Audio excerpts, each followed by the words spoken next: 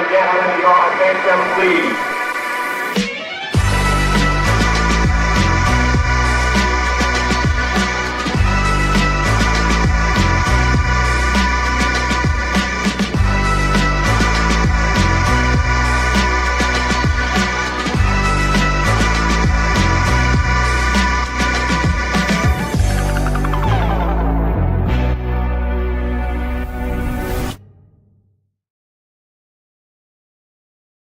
Cool. Hello. Hello, I am. hello. I am the host of the Journeyman Unlimited, and I am here with my guest, Carrie Kaufman. You keep going in and out, Marlon. Your sound keeps going in and out. Are you here? Yeah. Oh my! Once again, the gremlins are out, huh? Yeah. I don't know why. Okay. That is crazy. Okay. Yeah, we were sitting here talking, and then you did the intro, and No? okay, keep talking. Keep talking. You're good.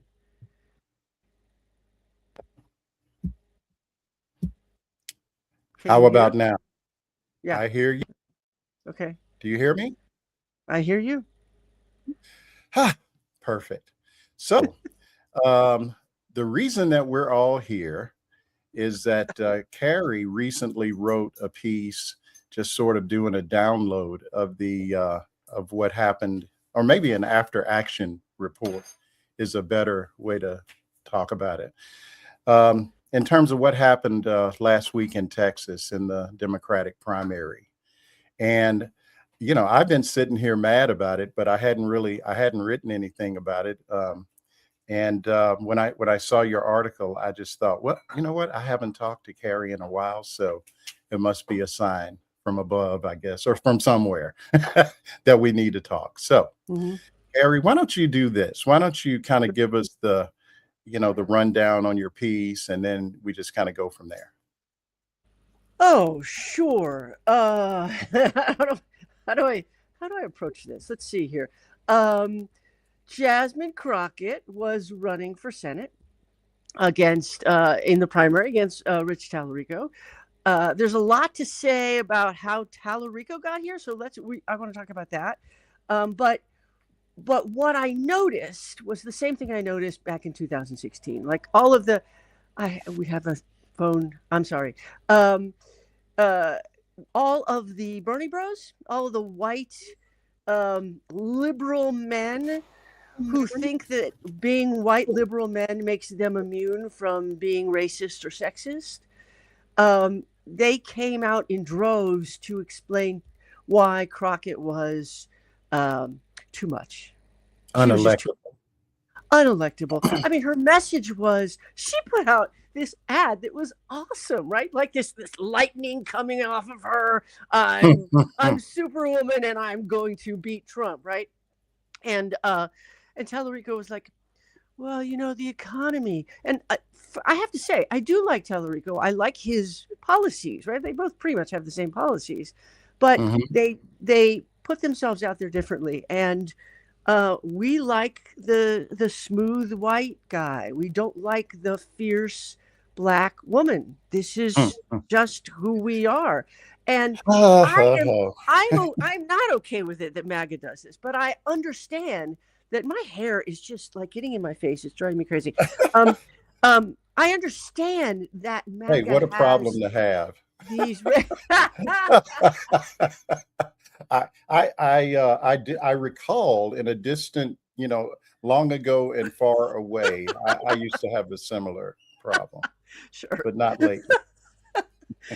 So, when MAGA people are racist and sexist, I mean, it's just sort of like part of their brand, right? But the whole brand of being liberal is that I'm above that, and yet it is a lot worse when you think that somebody is your ally or should be your ally, and they stab you in the back, then that's worse to me.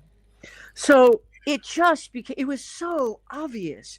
But also, I wrote this piece, and all over my Substack, all the black women are like, what the hell, what the hell, what the hell, and I'm using hell rather than the word they were actually Yeah. using.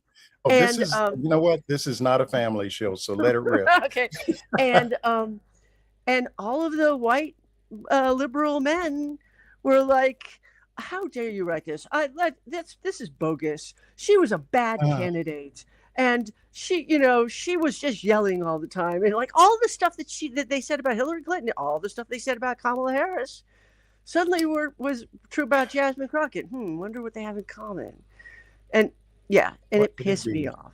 Yeah, but You let's. know, But the yeah, I I'm gonna was have coffee. saying before we before we jumped on that Tallarico first came to my attention, I guess on Instagram. He had he was doing a whole lot of social media early on. I mean, I guess he still is. And so I was like, well, boy, and I think what got my attention was him talking about vouchers, right, and breaking down sort of the double game or whatever you want to call it with vouchers. And I thought it was really good. And he comes across, I guess, you got the whole Christian thing, right? Right. And um, I'm not particularly religious, but I thought it was kind of impressive that he Mhm. wasn't really like throwing that, at folks. And I liked him. um, and then he sort of, it's like we're canceling each other out, right? Mhm. And I heard a lot of the same things before the election that you've touched on in terms of, who's electable and who's not. And in my view, this guy's not going to win. No. But you just watch, it'll be so many more excuses and reasons. And oh, we got close and we'll get them next time. And the old college try. But I guarantee you, he will not face, um, you know, nearly the criticism that Jasmine Crockett would have faced had she run and lost. In the Absolutely. the general election. Absolutely. And I just also, now you may know the answer to this. I was under the impression that she actually polled better than he did.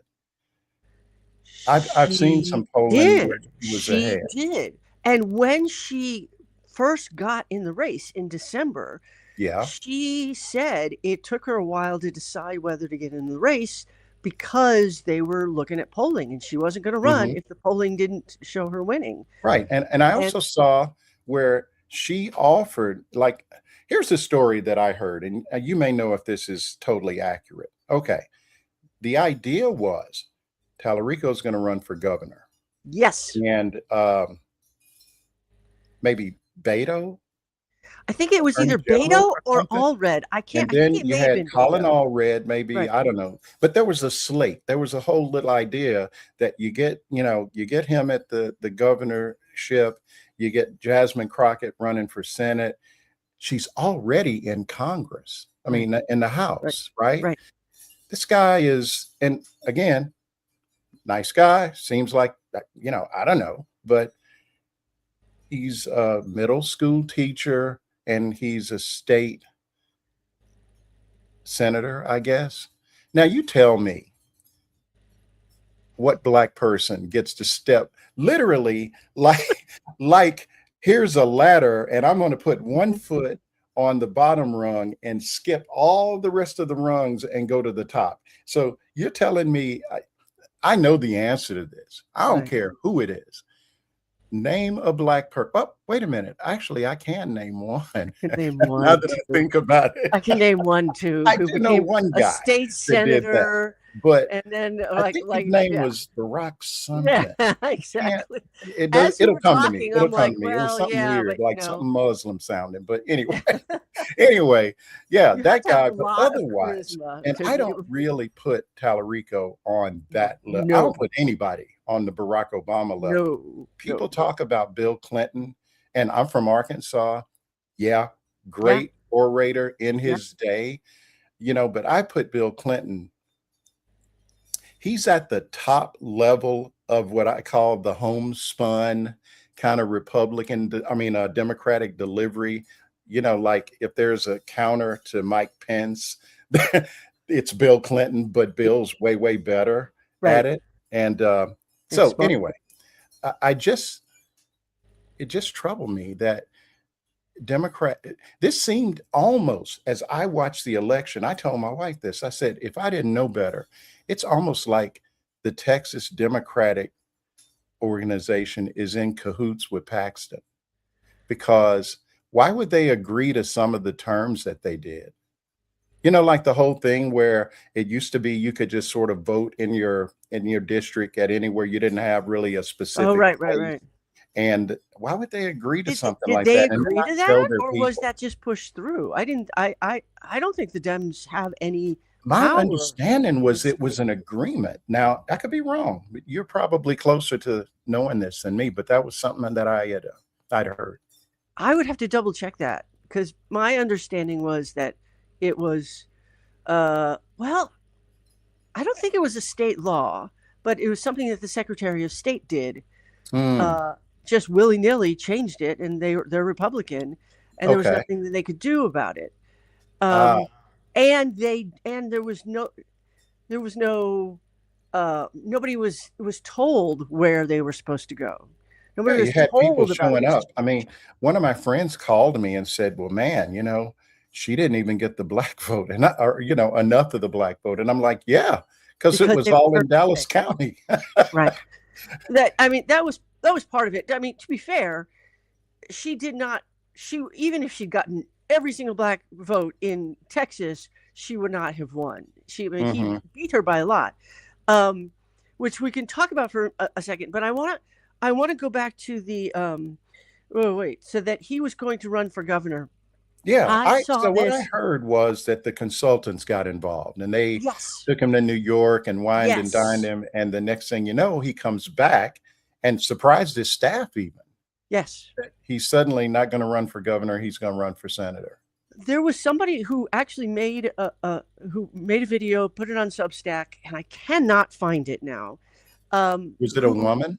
It was a woman who was, maybe you shared it. Maybe that's how I know it. Yeah, I think it's somewhere in my, on the cloud somewhere. Who was explaining all of this, that she's part of the Democratic Party, that she had that they had created this whole agreement of who was going to run, and they had plans, and then Tallarico went off on his own because some consultants wined and dined him, and that was it. That like blew up the entire plan.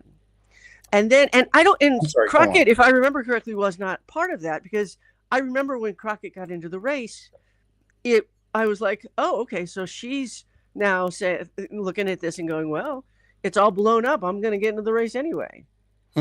So, but yeah, that was, the consultants.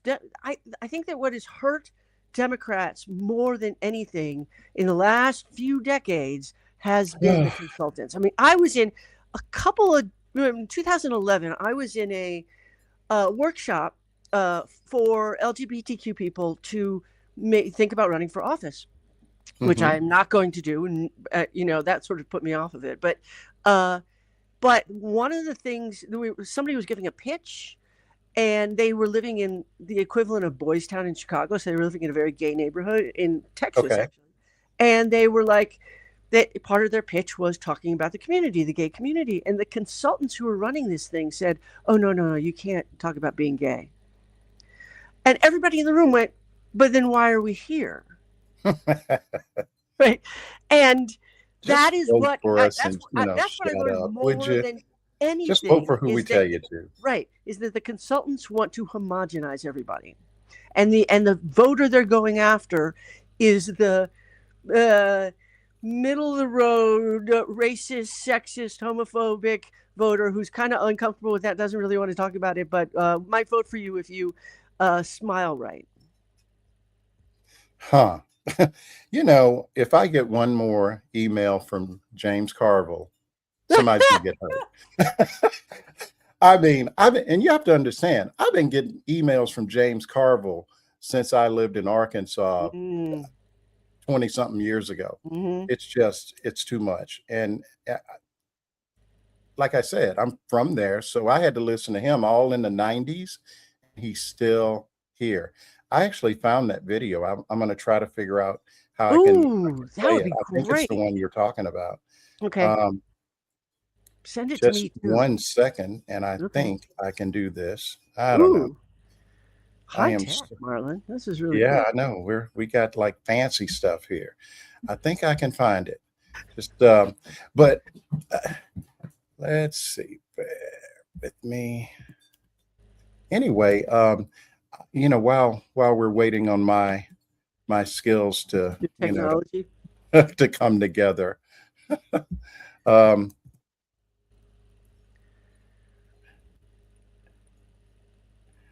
What do you think the odds are for, in terms of Tallarico versus, I don't know, Ken Paxton? I don't know. So you got a runoff here.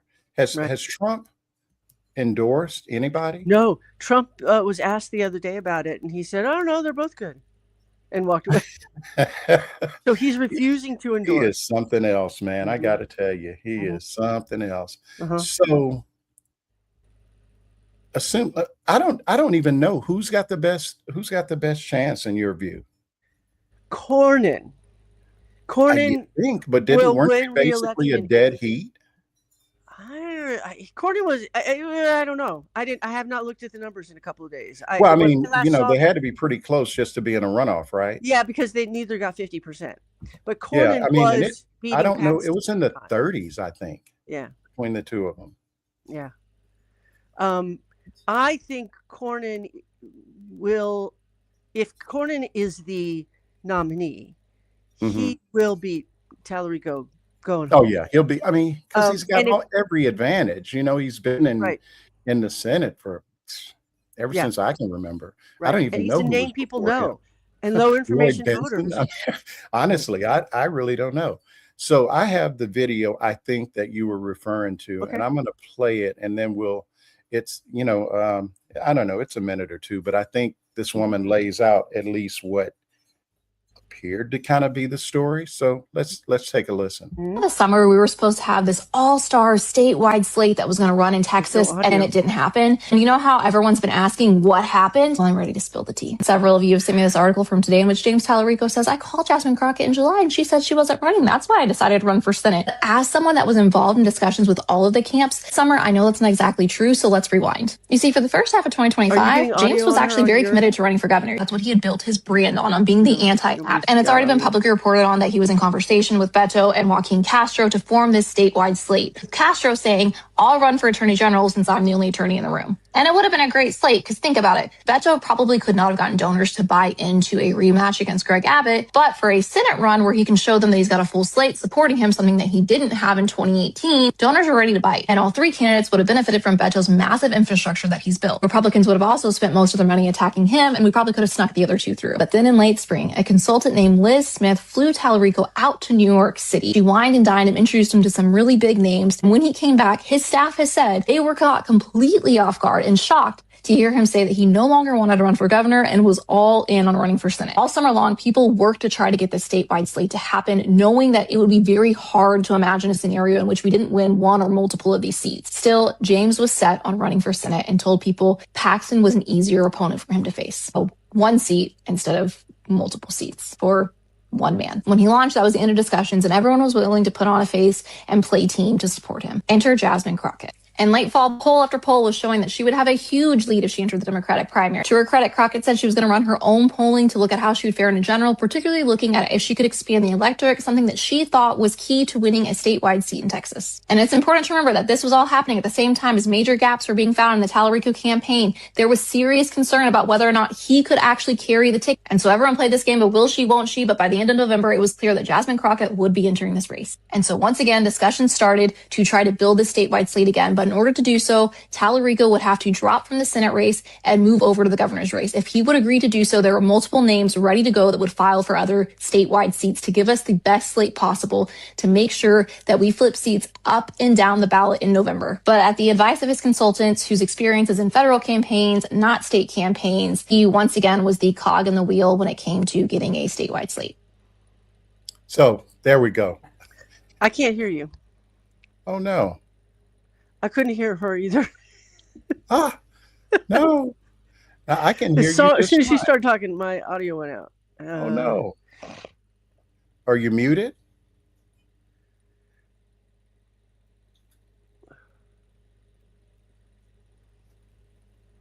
Yeah, I don't know what.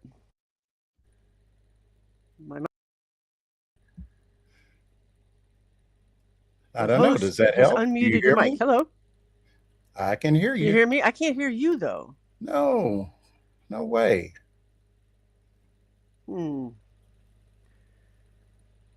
Okay.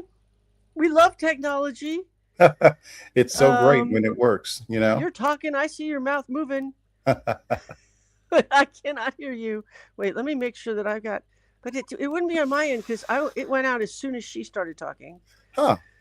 Output MacBook Pro speakers were good. On my something end, on it says your end everything's with just fine. I'm gone. I mean, I cannot hear you at all. Well, it looks like we've lost Carrie for just a second. Let's see if we can get her back in.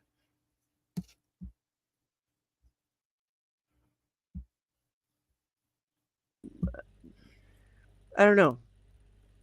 When you hit play on your computer, I could not hear her. And I can't hear you. Unbelievable. Well, folks, technology, it's very good when it works, and when it don't, it don't. Hang on just a second, and we'll try to sort this out.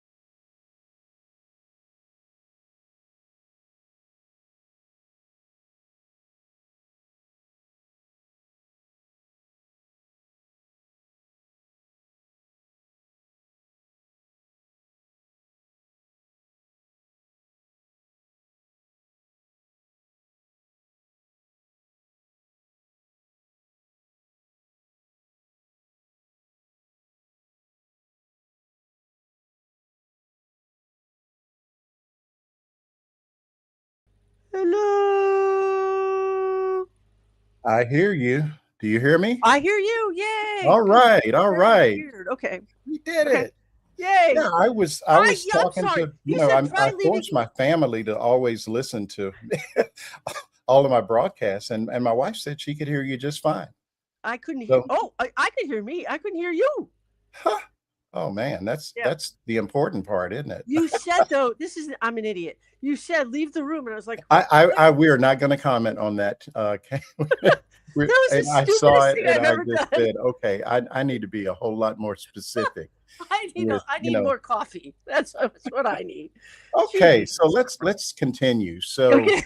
uh, I didn't hear that, but well, I hope so. I hope they so did. you didn't even hear the little video thing. I mean, basically, she was laying out what we've already discussed, and I don't know the lady. She says that she worked on some campaigns, but there is definitely a problem going on in the Democratic Party. You know, just broadly, the national party, I would say, and it's probably, you know, I just don't know who they're talking to. You know, I just don't. I mean, well, yeah, they're talking to the consultants, but I don't know who the consultants are talking to. See, the consultants think that the middle there is a middle white voter that wants has been hiding from us, apparently. Right. I mean, and we just have to figure out how to find them. The people who the Reagan Democrats, the people who voted for Clinton, right? They want to appeal to that middle of the country voter. What they have not understood is that middle of the country voter left them a long time ago because they felt abandoned by the Democrats because the Democrats took their jobs away, let their factories go overseas. And they blame Democrats for that? Yeah, because most of it happened under Clinton. Well, yes. Yeah, I mean yeah, but you know, in all fairness, I think it's a whole different story. And look, yeah, of course, NAFTA, but this goes back to that whole thing of, you know, Democrats thinking if we can just be Republican light. Yes. Right. Yes. And Bill Clinton, you know what? I'm going to take back what I just said, because Bill Clinton, you know, before he ran, just the whole ascendancy of, you know, Clinton politically was, what was it? The Democratic National Committee or something? No, it wasn't the DNC. It was some Democratic Leadership Council. Oh, yeah. Right. And Bill Clinton, if I recall correctly, was the head of that. Right. And that was sort of I don't know. It was basically like a project to create the Democrat that really looked a whole lot like a Republican, but was a Democrat. Now they call themselves the third way. The crime bill and the NAFTA and all this shit that I think you're referring to. Right. And now they call themselves the third way, which are still. You saw what happened with the third way last week, right? No. Oh, they had a big confab. I'm not going to put it up because I don't want to mess with your sound, but that's really sad, isn't it? But this system is behaving like if you ever had a TV with an antenna, you have to get somebody to stand there and hold it the right way. So I'm not going to do anything new for fear of screwing things up. But yeah, the third way guys had I was just reading the article a few hours ago. They had, and I forget what the tagline was for it, but their goal was to keep AOC from becoming president next go round. And they basically just dogged her out verbally and, you know, blah, blah, blah. And I just don't know what their pitch is.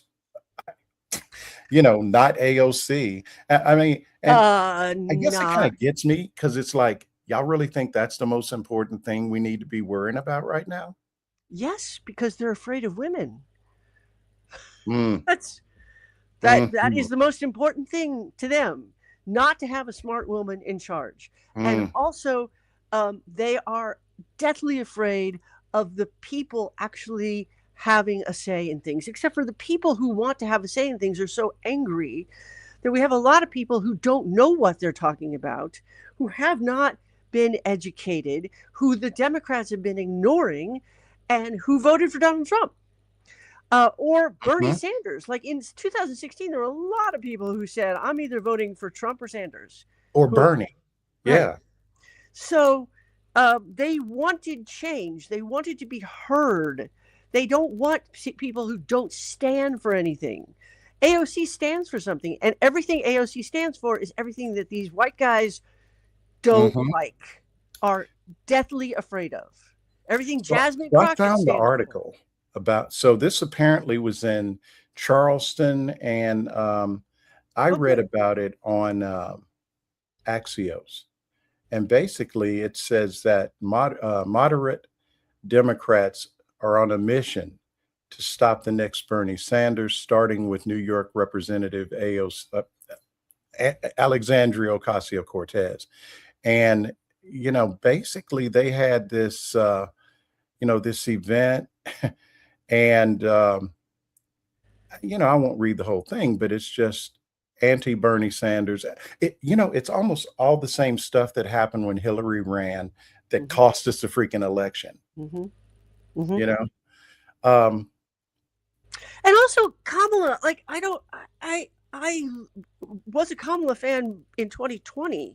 I have a hat with her, you know, Kamala. And when she started out last July, she was talking about corporate greed. And then the consultants, the Democratic consultants and her brother-in-law sort of got involved, and she stopped talking about corporate greed. She stopped talking about all the things that make us mad, and started like palling around with the corporations just as a regular Democrat would. And it felt, for some people, it felt like a betrayal. Now, there were a lot of other things that happened, right? And there were a lot of very stupid people who were like, well, you know, Joe Biden gave arms to Israel and she was his vice president, so blah, blah, blah, right? Well, that really worked out, didn't it? Yeah, I know. I'll leave it there. I know, So, I know.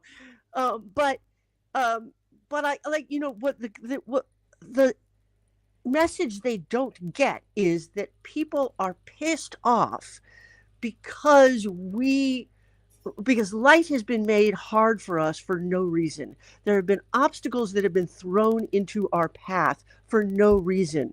We have to make phone calls because a bill that was supposed to be on auto pay never got paid. We have to make phone calls and keep pressing buttons and to get something from our bank, right? It takes us, in order to get something done, we have to set aside like an hour because we're going to have to jump through so many hoops to get something done. That pisses us off. We go to the grocery store. Yeah.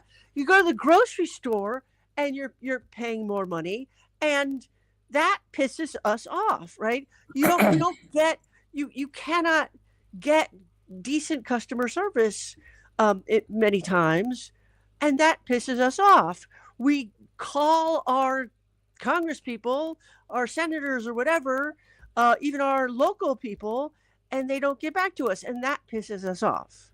And then we hear that the people who are speaking to us, like AOC, like Jasmine Crockett, the people who are channeling our anger, which is why Trump became president to begin with, because he channeled anger. He has a very good talent for doing that. Oh, he is. He has a particular skill. Yes, he does. Marketing and getting people to believe things that are just unbelievable. Right. But knowing the kernel of what you are feeling and then exploiting that is remarkable and creepy as fuck, but totally remarkable. I mean, I am not saying that we need, like, I've heard we need our own Joe Rogan. We don't need our own. We got a lot of people. A lot of them are on this platform, Right. In fact, a lot of them are on this show. two of them. I mean, but no, seriously, it's the craziest thing. I was just reading this article, just kind of refamiliarizing with just what was going on with this third way.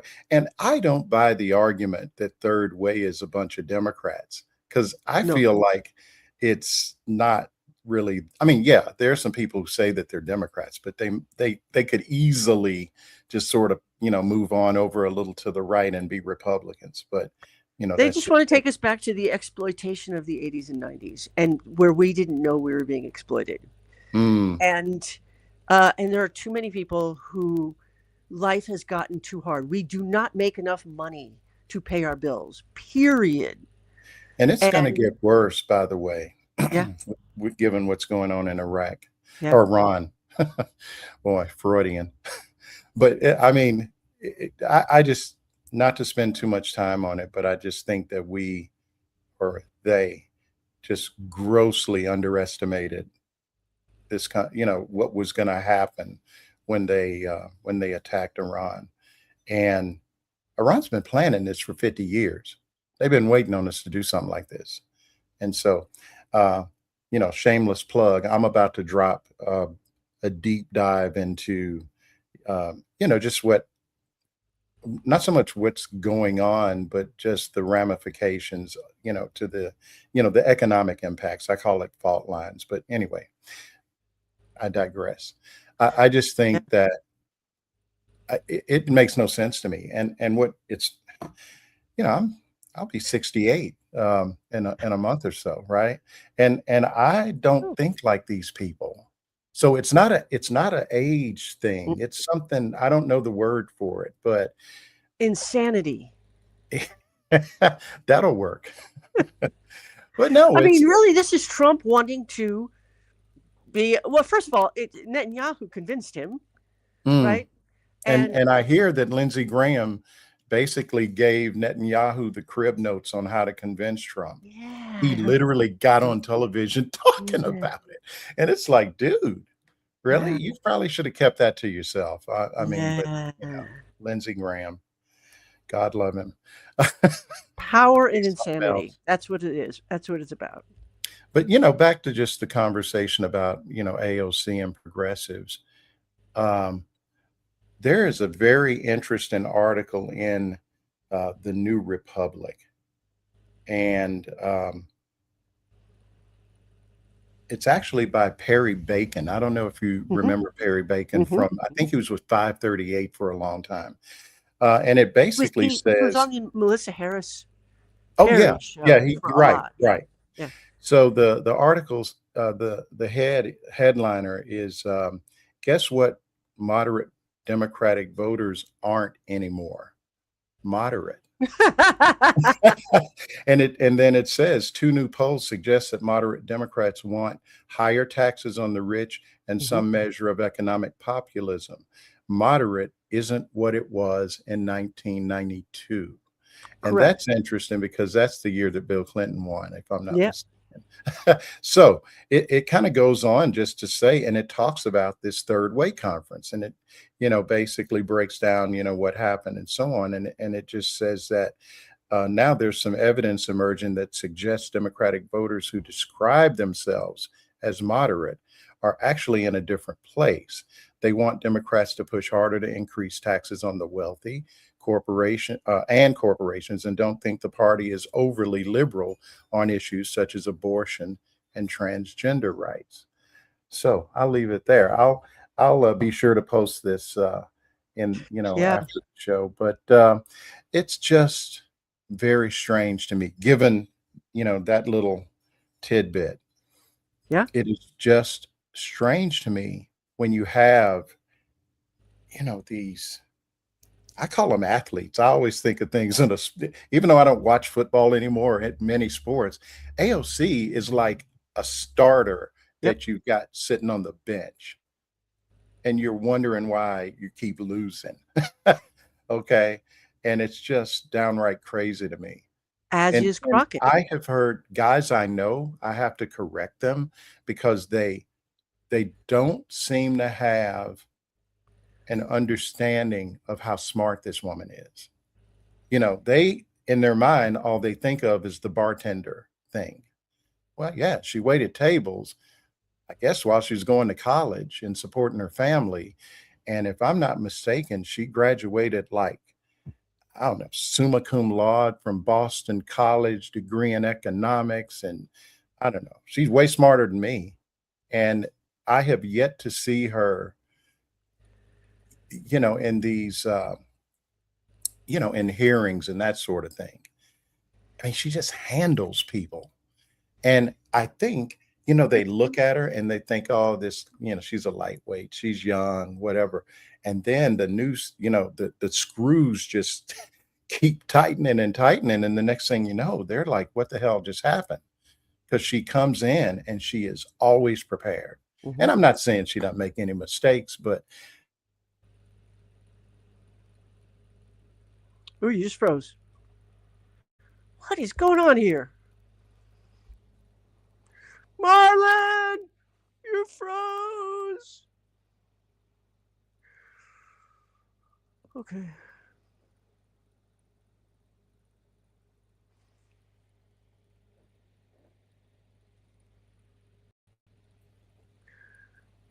You're back. You're back? I think You're back. I think the Democrats are trying to silence us. That's what I think is going on. I'm not, you know what? I wasn't born yesterday, doggone it.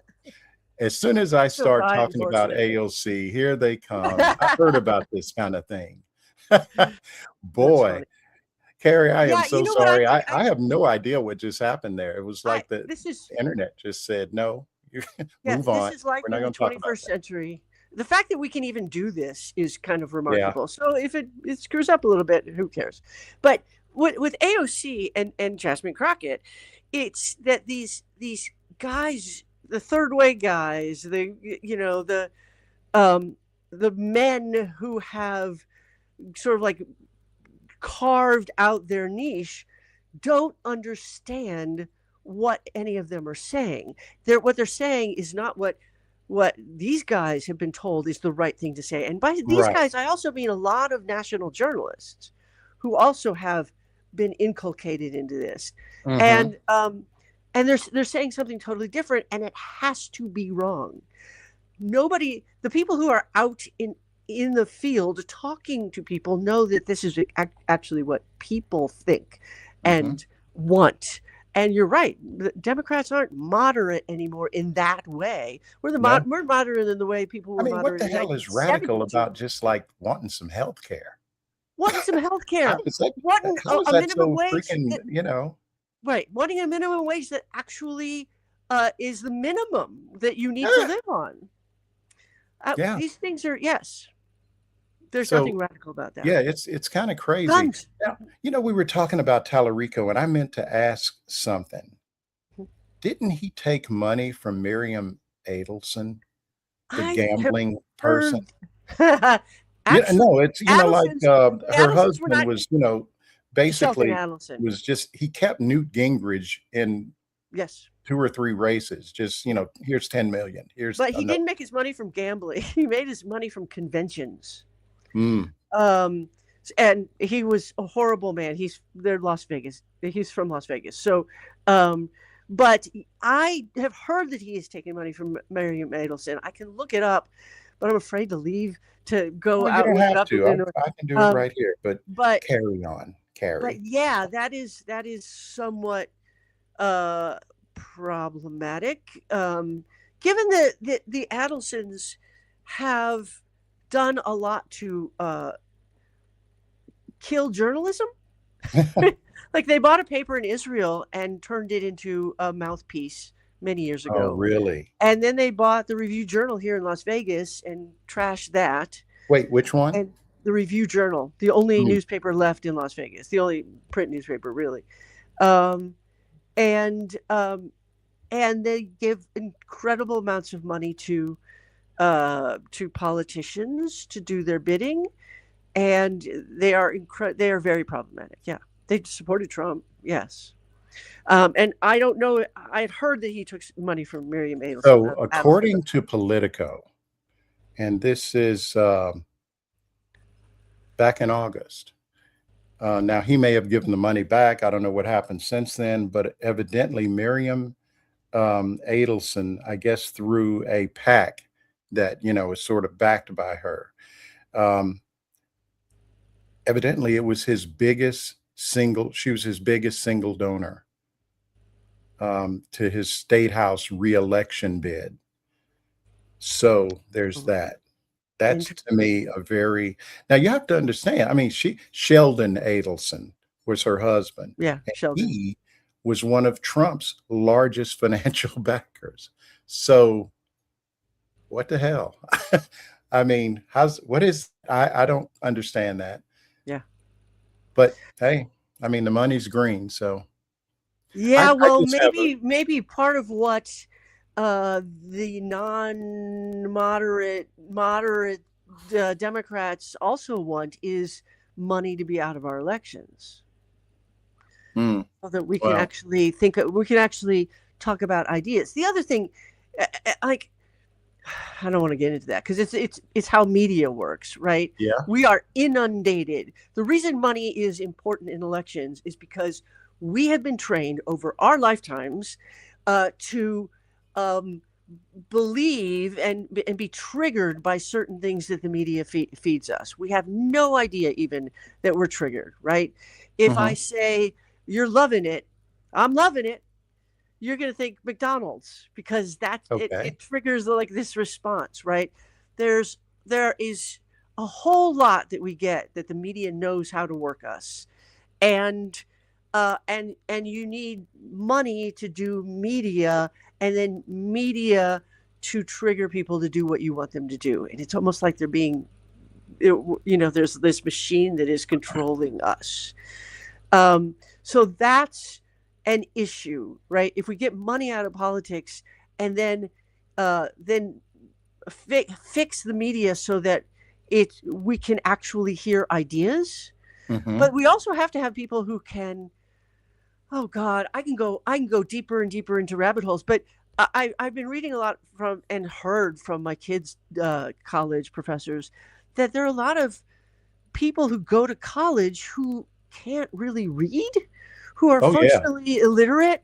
They can who cannot pick up a book and understand the themes of the book. And how are we supposed to trust them to elect the right people? Like I'm thinking, oh, okay, so these are all the kids who were camping out in the spring of 2024 and against Israel, which was fine. I thought, I went to one in Las Vegas, one of those campsites in Las Vegas, and my kids were in Chicago, and it was really cool and felt like kind of the 70s vibe. We're all here together, we're singing Kumbaya, this is great. But they didn't vote. When Kamala Harris became the nominee, they didn't vote because, well, they're just the same. And I'm like, okay, so these are the same people who can't understand the themes of a book, who can't understand the depths or the nuance of the conversation. That's problematic too. I think that we're just going to Carrie. There are a whole lot of there are a lot of people who voted for Trump, and I'm trying to frame this in a polite way. And I see a lot of them, at rallies and whatnot. I don't think they're spending a whole lot of time in the library, some of them. Well, there's that. Trump has that. I guess my point is they still voted, though. Yeah. And so I just wonder, with a story like you just told, as I remember it, those kids that were camping out at Columbia and wherever, they were catching hell from Democrats too, weren't they? They were very much and so. Because you just feel like maybe they should have been spoken to in a different way if we also wanted them to turn out. Just a thought. I'm just saying. Yeah, no, I agree with that. But I mean, yes, that's a whole new thing. But I feel like I think what frustrates me about Democrats is, and you mentioned earlier, this whole, mythical middle independent voter, whatever, that's just That eats white. waiting on somebody like them, and so they can make a decision. And I don't think that it really exists. And this Perry Bacon article seems to give some level of validity to that. But I don't know why these Democrats don't see it. They see, I mean, so is it that used to work in 1992 and it's slowly over the years, now it no longer works, but they can't accept that. And so they're still fighting the last war, so to speak. Right. And every time somebody like Mamdani or AOC or this person, I don't know who it was, down in Texas a few weeks ago that, won in a Trump district. Every time that happens, they think it's an anomaly. And oh my God, we got to make sure that doesn't happen again. It's crazy to me. I mean, it's, again, sports analogy. If I'm playing football and I realize you can't defend me if I run to the left, I'm not going to stop running to the left. I'm not going to stop. You're going to have to stop me. And that's the part I don't get. It's like, but I think it's like you said, there's a whole lot of money behind not letting that happen, not letting the AOCs. And, so you look at Hakeem Jeffries, rather. I had a lot of, I don't know, when he got, when he became, I guess, what is it? Speaker. Well, not speaker, I guess, what, minority leader or whatever it is. Right. I was really kind of stoked. I'm like, oh, he's relatively young, and it's just basically like, it's really still Pelosi. He wouldn't even say, this week, he wouldn't even say that he would not vote for money, when Trump eventually shows up needing more money for Iran. He wouldn't say that he wouldn't vote for it. He just Trump is a master at whatever that is, that he hypnotizes people into, doing, voting for him. Hakeem Jeffries is the master of answering you with a sentence so long. Yes. That by the time he gets done, you really don't even remember what you asked him. Right. And he doesn't answer the question. And yeah. Right. And he just speechifies. He didn't answer the question either. Right. So I wonder, everybody in the House is running now, right? Don't they all run every 2 years? They do, unless they're retiring. There are a lot of people who yeah. So I assume he's going to have to run. I wonder if anybody's primarying him. Because in his district, Mamdani did very, very well. Yes. So I know that there's a primary challenge to Dan Goldman. Really? Yeah. Brad, who also ran for mayor, who was a friend of Mamdani's. Oh yeah, right. Brad, yeah, I can't remember his last name. I don't know I know the guy you're talking about, though. Yeah, he is also Jewish, and he's running against Dan Goldman on the right. So what do you think about Dan Goldman? Yeah, I think Dan Goldman is incredibly smart. I was very impressed with him during the hearings, right? That was before he became a congressman, when he was just working for Congress as a lawyer. He was in Israel when October 7th happened. They went for a bar mitzvah, which tells me a lot about who he is, right? And like, wow, you can afford to take your kids to be bar mitzvahed in Israel. That's really great. Well, he's rich. And he's trust fund rich, I believe. But yeah, he is definitely part of that class of Jewish person whose identity is tied to Israel. And that very much disappointed me when I heard what he was saying after October 7th. Now, October 7th was really amazingly shocking. It was shocking for the brutality, but it was also, to me, as a Jewish person, it was shocking that the Palestinians were fighting back. because this has been coming for a long time, and I was like, wow, they're actually fighting back. And it was even more shocking that the official Jewish response was that to say the Palestinians were fighting back was anti-Semitic. Wait, so that's you mean a whole the act of them fighting back was the act of me or anybody else saying, well, yeah, they're fighting back. They've been oppressed for You've a been long rolling over time. these guys for Yeah. a minute. And that was anti-Semitic, because that's not true. Israel treats them really well. And I'm like, I don't know what you're saying here. And Goldman, unfortunately, is one of those people. So I really would like Goldman to lose his primary. I don't think he will. I think he's got too much money, but I don't know. What is his name? Brad? It's Leckler, or is it something with an L? Ladner, maybe. Ladner. Yes. Okay. I'm not going to look it up then. Use your internet, Marlon. Wait a second. Where are we? I was going to look. There we are. Okay. Brad Lander. I hope he wins, okay. But I do not know if anybody is primarying Jeffries. That would be interesting. I just get the, what was his name? The guy, Eric, he was one of those young Republican guns that he was like, he wasn't the minority leader. I want to say that he was the, what's the next thing? Not the whip. We should know this stuff, shouldn't we? Yeah, I used to. It's been a long week, and it ain't even over.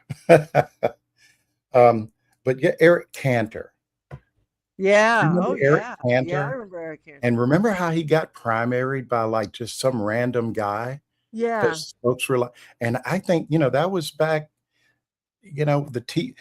what happened with Trump had been coming for a while. And it was, it was a Tea Party movement that sort of did Cantor in. So I wonder if something similar might happen to. No, but okay, I'm looking at City Council Member Chi Osei, a Democratic socialist. Well, this is from Politico, so it's biased. Created a campaign committee Monday for primary challenge against moderate House Minority Leader Hakeem Jeffries next year. So I don't really know. God, Okay, well, we'll see where that goes. Yeah. It's so funny. I wrote an article. It's maybe back in the summer. The months and weeks just sort of, it's a blur almost. But there was an article in the Wall Street Journal several months ago, and it was highly critical of progressives for raising all this money from their base and confusing them, because their base really should be giving money to candidates that are moderate. And AOC, doggone it, she's messing it up, because she raises more money than anybody in the House. She does. She raises more money than any Republican, even the Speaker of the House. And, it's all small donations. It's not corporate money. And it really pissed the Wall Street Journal off. And the example that they gave of why this is problematic was Marcy Kapture is or was running, I guess she is in Ohio. I think that's where she is.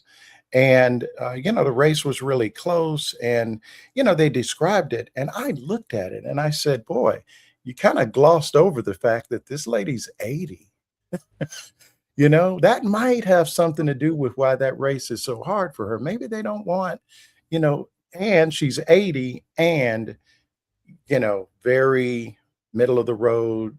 And she was only ahead by a point or two in the polls at the time. And and they said that AOC was the problem. If those people would just stop giving money to AOC and give more money to Marcy, people like Marcy, the world would, be a better place. The world is the place it is because of those people. Yeah. Yeah, Carrie, I don't know what we're going to do. I guess we just have to, keep writing and being a burr in the saddle So of I the want to of talk the to you. moderate Democrats, huh? I, yeah, I look. I was one of those people that was a moderate Democrat, and the country moved rightward, and I want, well, I want the latter half of the 20th century. I want the Keynesian economics we had under Eisenhower and in the 60s, right? Mhm. But what happened was after the 60s, suddenly you had rights. And I know. all those Doggone it. moderate white Messed people were everything like, up. "Oh, whoa, whoa, whoa, whoa, we can't do that." Oh, look, there's Reagan. So we need the economics that we had in the 1950s. We need that top tax bracket, maybe not to be 91%. That's a lot, but and also not at $2 million. It's got to be more than that because money has grown. Mhm. But um, but we need the top tax bracket to take a good chunk and bring it back into the government. And we need to eliminate all this stratification of economic opportunity, and we can't have, and we need the ERA, and we need we need You racism to made a go comment away. the other day, Right. or a few minutes ago, rather, Yeah. Look, I about walked out of the room. it hadn't been that long. You made a comment about I think we were talking about consultants, and you were just I'm paraphrasing, but their lived experience isn't what the normal people's experience is. Mhm. And I will admit I kind of went through something like that in a sense. I mean, a I've always been a Democrat since I first voted. Um, I don't think I would say that I was moderate because for example, like the whole idea of gay rights, I was just kind of like, what are we talking about? Rights, everybody's supposed to have rights, right? Mhm. So, marry who the hell you want to. I mean, what's it to me? Was my view. I don't understand. Why is that something I need to get involved in Mhm. terms of political position, having a position on that? And so my view is that it's pretty broad. When people ask me about the other day, and it's amazing to me how many people who consider themselves Democrats, just regular folks, and they end up just reciting Republican talking points, and they don't even realize it. I was talking to a friend of mine the other day, and he says, "Man," and this has happened a couple of times with different guys I know I used to work with back in, my former life Mhm. as a trader. And the guy said, man, Democrats just spent too much time on stuff like trans rights." And I said, "Well, who?"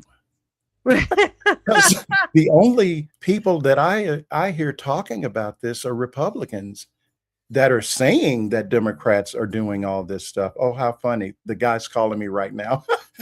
He's got something on his mind. I'll talk to him in a minute. Yeah, that's so weird. But Yeah. he must hear me talking about him. I don't know if he's on listening to us. But yeah, I just said, there's no Democrat running on trans rights. No. Nobody's doing that, No. right?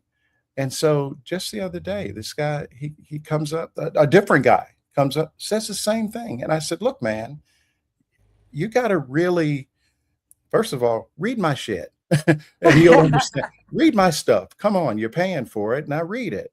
But it's just really fascinating to me how he doesn't even know where he got the idea that Right. Democrats were Which doing this. goes which I mean, goes back to yeah, it's like TV what you were saying, the TV, the advertising. commercials over and over and over. Indeed. In North Carolina, they were just on a loop about Mhm. Kamala Harris and something to do with trans this, Mhm. and so there you are. But on the bright side, same guy. I've been working on him. Now, with everything that's happened in the last week, I nearly I nearly dropped my beer. I was sitting here drinking a beer, and I'm talking to this guy, and he says, "You know what? AOC ought to be Speaker of the House. Oh, who? And I'm like, okay, man, who got a hold of you? Are you being held hostage? What's going on? And he said, no, I'm serious. He said, I think I've watched her and, all the things that we've Mhm. discussed. And he said, I just feel like he said something interesting. He said, if she runs for president, I'll vote for her. And I was like, what happened? What, it finally worked. And when he said it, I was stunned. And I said, well, what? Because he prefaced it by saying, I'm gonna go ahead and admit this because we've had this argument for years about Democrats. And he said, you know what? The thing with her, I know whatever it is, she's coming from her heart. She's not trying to grift me. She's not trying to, pull a fast one. And I just feel like that's something we need. And I Oh, think boy. that very thing is what scares the hell out of the folks that are trying to stand in the way of progressive Democrats. Well, oh boy, that you just opened up a lot because there has been, yes, uh, a whole training system to homogenize people who are running for office. There's somebody just before we got on, somebody who was running for a state office. Um, I got a national thing supporting this person. I know this person, and this person does what they're told.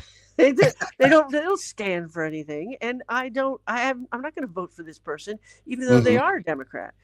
And so there's that whole homogenation thing that's going on. But first of all, what we need to do is get rid of the consultants and get rid of that idea of homogenation. But then we need to, one of the things that AOC does really well is it takes over the media, right? Mhm. She sits there opening mail and talks to you, and it's like What the a concept. smartest thing. Exactly, right? What a And concept. we need people who can do that. And we need, because what's going to happen is if AOC decides to run for president or whatever, the right wing media machine is going to start running ads just as they've run anti trans ads that are Mhm. going to make people think, oh, yeah, she's a socialist, bad. And so we need to make sure that we have the momentum on that, and the left is horrible at doing that. Yeah, yeah, it's Plus we oh, have people on the left who also hate AOC because she's a smart oh woman. yeah. So Yeah. Well, I mean, there's that for sure, but is just a she's just a very impressive person. And look, I'm not saying again, none of these people are perfect, but she's coming at this from a place of having experienced the pain that the people that you're talking about and I'm talking about. I mean, hell, we're those people, right, right? I'm not a millionaire. right. I wouldn't be mad if I was one. I think I'd still probably be pretty much the same, except I'd be ahead on my bills instead instead of behind on them. But otherwise, maybe I'd drive a nicer car, but I'd probably just put the money in the bank and take care of my kids, or just so I don't begrudge anybody being wealthy. Hell, I worked on Wall Street, so What what I begrudge is people being out of touch, right? yeah. Well, The there's no house excuse for it now. the There really, house I was mean, there set just up. isn't. Right. The House was set up so that members of the House represented the people in their districts who they knew and were part of. Mhm. AOC is that kind She of came representative. from that Right. ecosystem. Most people who are in the House are like major business people or Mhm. attorneys, very successful, very wealthy, and they go up the ladder that has been constructed for them and they run for office and they get Yeah, all this money to run for office. They have no idea what you and I are going through, or any of the students who are graduating right now are going through. that's why it's so funny to me. Well, not funny, haha, but to hear Donald Trump even say the word affordability is such a joke to me. Hmm. I mean, I would be willing to bet my rent that Donald Trump's never shopped in a grocery store. Oh, absolutely not. I can just, he's never like sat down and paid bills, right? So it has always fascinated me that the people who would benefit the most from a lot of the things that we're talking about are voting for him. There was a guy. We got to end this soon because I got to go to work. But yeah, okay. but, You mean we can't just talk all I afternoon? know we could. Wow, but man. and there's something else I want to talk to you about. But Okay, one of the let's things go. that I keep remembering is there was, and I wish I had videoed this when it happened during the election. There was a guy at a town hall. He was a Trump supporter who stood up and said, "Hey, my son and his wife and their child have had to move in with us because they cannot afford a place of their own, and they all have jobs, or they both have jobs, and what can we do about this?" And Trump just didn't answer the question, essentially. And I've always thought, who did that guy vote for? Did he still vote for Trump? Probably. Because Trump just sort of like told him he was an idiot and answered another question. Said what he wanted to say. Most of the things that I have had, I don't do it anymore because it's just not healthy for me. But I've had numerous conversations with regular, folks that on the surface you would think were pretty intelligent. And, we sit down and have a cup of coffee or whatever it is at, one of the little local places and talk politics. And I cannot, they are impervious to factual information. Yes. So for example, a guy that I know, he has a store. He doesn't live here. He lives, I'm in North Carolina. He comes here to enjoy our beaches and all that stuff. And he's complaining that, under Biden, it's gotten so expensive. He's having to pay people, can't afford. They want more, want to get paid more. He can't find employees. Well, to me, that means your business plan is jacked. They're not asking for $1 million salary, right? But people realize during COVID, oh, wait a minute. So this is what a living wage feels like, right? So anyway, I said, well, look, if you've got, and he tells me, all of his stuff, he's selling, I don't know, yogurt and smoothies and all this, and it's just expensive and it's Biden's fault. And I said, well, what do you think is going to happen with tariffs? Why would you vote for the tariff guy? And he says, well, he's not going to do that. And I don't like tariffs anyway. And I said, yeah, but he's telling you he's gonna do it. So now, that was almost 2 years ago. I don't know if this guy's still in business. We don't really talk anymore, but you just wonder, does it occur to him that he is in part responsible for his difficulties that he's having? I wonder. Whoa, we can go on and on about that. I want to talk to you about your new venture. Okay. Yes, okay. because you sent out an email. I wasn't gonna like blow you up with all my little doings, and I'm curious about this venture. Talk to me about this. So and what's it called? Tell people. So it's the Journeyman Media Network, and thank you for allowing me to, sort of bogart it with, but so we've talked about this before at length, and I don't know. I guess about a year, 2 years ago, when all the celebrities started to hit Substack, and you read about just how people were, you take a Jim Acosta and he's suddenly got, I don't know, 500,000, subscribers and 100,000 pay, all this stuff. And so I put a lot of time into thinking about what do we, as not celebrities, but smart people. I don't consider myself a reporter. I think what I bring is the experience that I have over the last 30 years. And I just sort of ended up being a writer. It wasn't planned. And now here we are, right? So knowing the lay of the land, you look at the celebrity journalism. Then you look at what happened with the Free Press and Barry Weiss. And I've And just been looking at Substack this whole subsidizing her. landscape. And one of the things that I used to do before I started the newsletter, I was a subject matter expert for a financial research company that at the time was kind of, I think, sort of the, the foremost in the space. And my my beat, if you will, to use some of your journalism language, my beat was examining disruptive technology in finance. And so I kind of started looking at where this whole thing like that.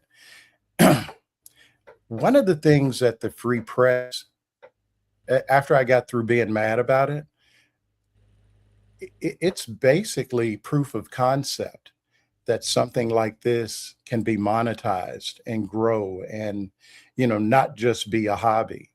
And so it was important to me that what I did would be something, not exclusively Black or anything like that, but at the core, I wanted to be people of color that had a variety of different skill sets and sort of a collaboration. And so that's what has become the Journeyman News Network, rather, media network. I'll get it right. I'm still new, Yeah, but I know. but it is Arturo Dominguez, who I'm sure you know. He is just a very talented investigative reporter and just really, I think, does a good job of covering, immigration, south of the border, politics, that kind of thing. Sherry Dunn, who is an attorney by trade. She was broadcast journalism. So in that sense, she actually is more qualified to be running CBS News than Barry Weiss is. Okay. Yeah. Zuri Stevens, who I love, for me is just a wonderful, just has a really wonderful view of culture and women's issues and this sort of thing. And then finally, Allison Wilts, who is actually Dr. Allison Wilts. And see, I know Allison and Arturo, we actually met before I even came on to Substack when I was writing on Medium. I had just started, and Allison was the founder of, it's funny, it wasn't planned, but the acronym is WOKE. It's Writers and Editors of Color. So, and so we used to call it woke before it became like a pejorative. And so Allison, her field of study is looking at, just a variety of cultural issues. So that is, if you want to think about it this way, to put it in sort of traditional media terms, is going to be the editorial board of the Journeyman Media Network.